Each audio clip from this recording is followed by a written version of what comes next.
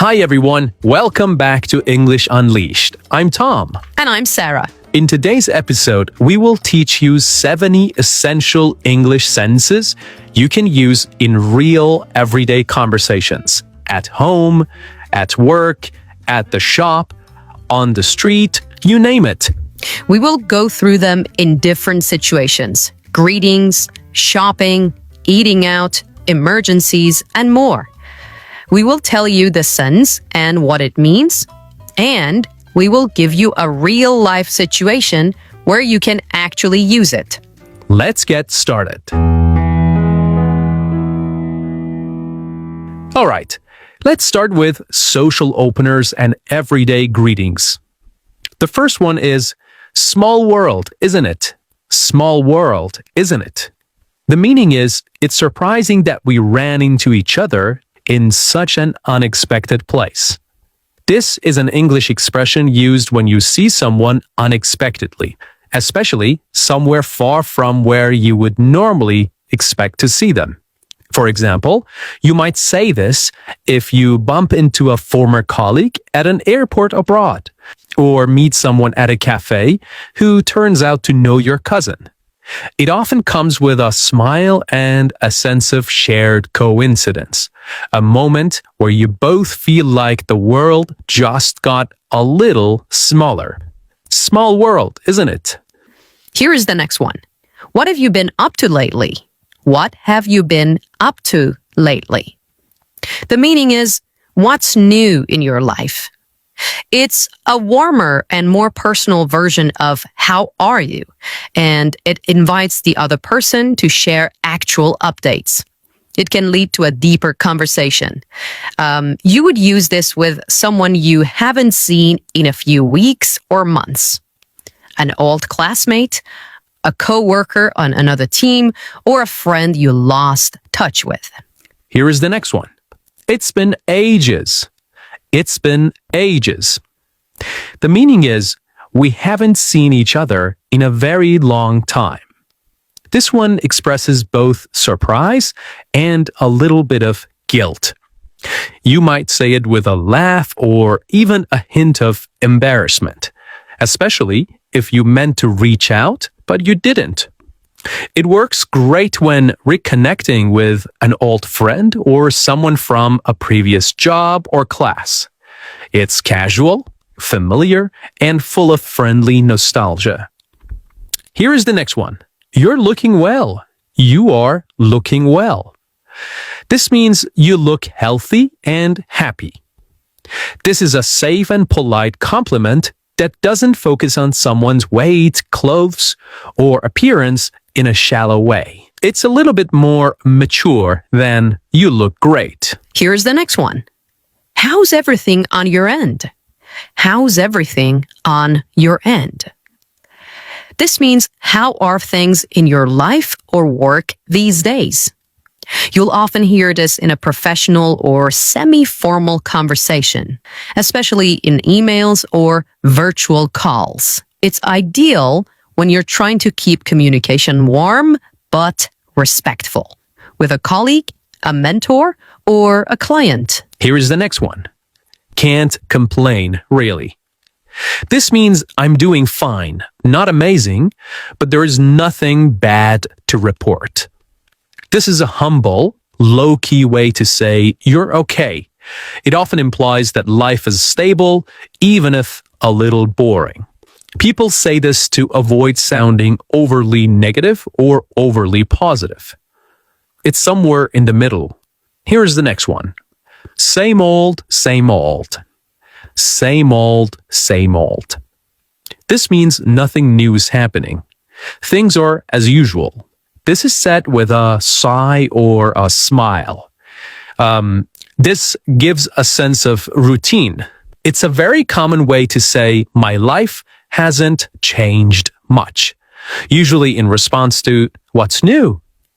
It could mean things are fine or that you're kind of stuck in a routine. It depends on the tone. And here's the next one. Been keeping busy? Been keeping busy? So this means, have you been doing a lot lately? This is a polite question when you're not sure what the other person has been doing. It's casual and non-invasive. It's good for coworkers, neighbors, and acquaintances. It acknowledges their time without pressing for too many details. Here's the next one. Nice catching up. Nice catching up. This means it was great talking to you and reconnecting. You can say this as a closing remark after a short reunion or conversation. Maybe after coffee with a friend you haven't seen in a while, or a quick chat at the supermarket. It's warm, appreciative, and signals that you enjoyed the interaction. And here's the final one for this part. Drop me a message sometime. Drop me a message sometime. This means feel free to text or call me. I'd like to hear from you. This is casual and leaves the ball in the other person's court. It's friendly, but not pushy. Great after a short reunion where you want to stay in touch, but you're not sure if you'll make plans soon. Okay, in this part, we will teach you sentences about shopping and services. Here's the first one. Could you tell me more about this one? Could you tell me more about this one? This means, can you give me more details about this item? So this is a polite and curious way to engage a salesperson. Imagine you're in a tech store looking at two different headphones. Instead of just saying, "What is this?" you can say, "Could you tell me more about this one?" It makes you sound thoughtful and open to discussion. Here is the next essential sentence. Is there a warranty included?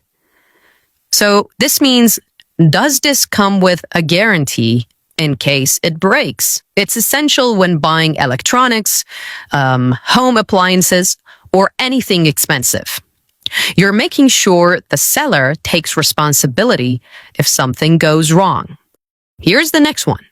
Do you offer any discounts? Do you offer any discounts? This means, can I get this for a lower price?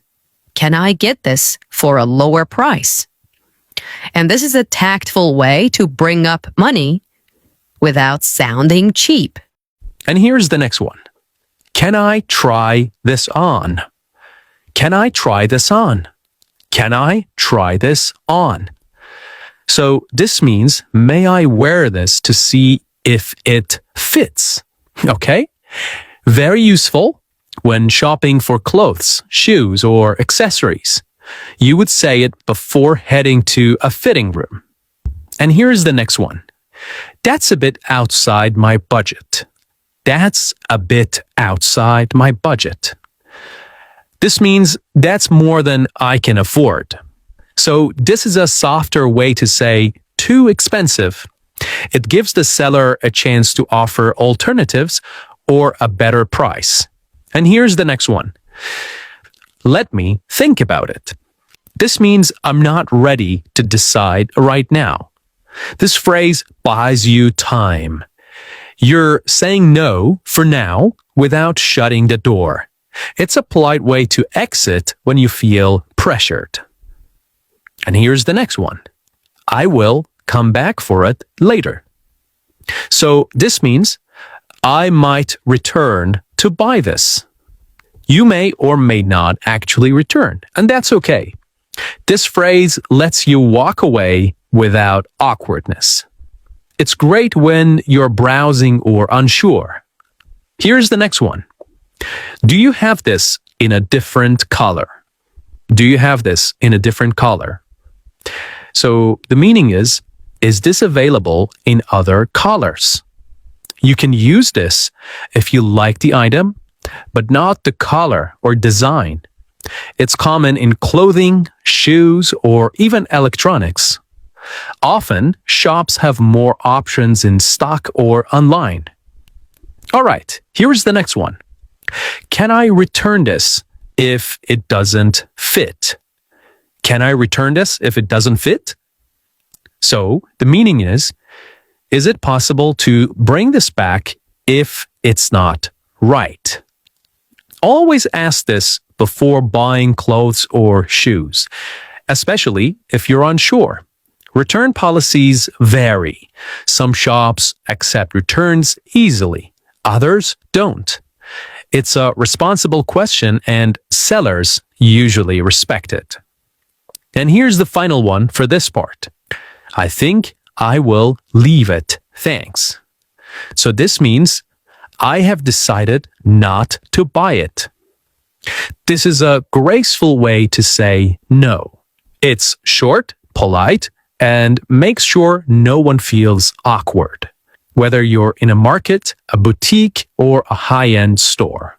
Now, let's move on to part 3, cafes and restaurants. Here's the first one.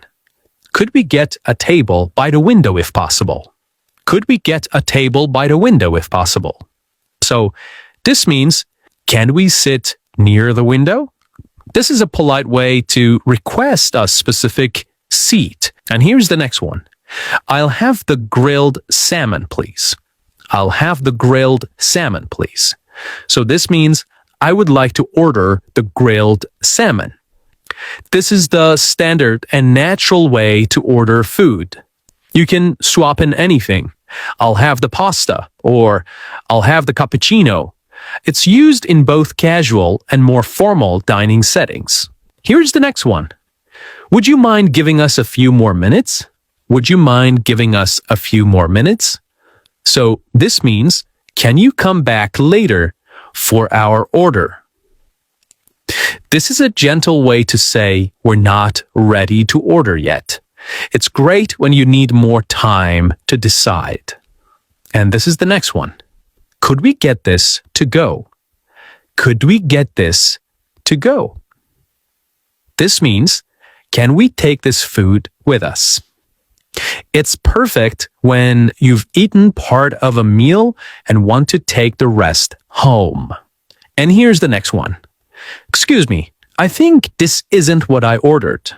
I think this isn't what I ordered. And the meaning is, there is a mistake with my order. You can use this calmly and respectfully when your food arrives and it's not what you asked for. And the next one. Is service included? Is service included? This means, does the bill include the tip? Does the bill include the tip? This is a smart question when traveling, especially in Europe. Some restaurants automatically include a service charge, while others don't. You don't want to tip twice or skip it accidentally. Here's the next one. Could I see the wine list, please? Could I see the wine list, please? And this means, can I have the menu for wines? Here is another one. I have a food allergy. Does this contain nuts? I have a food allergy. Does this contain nuts?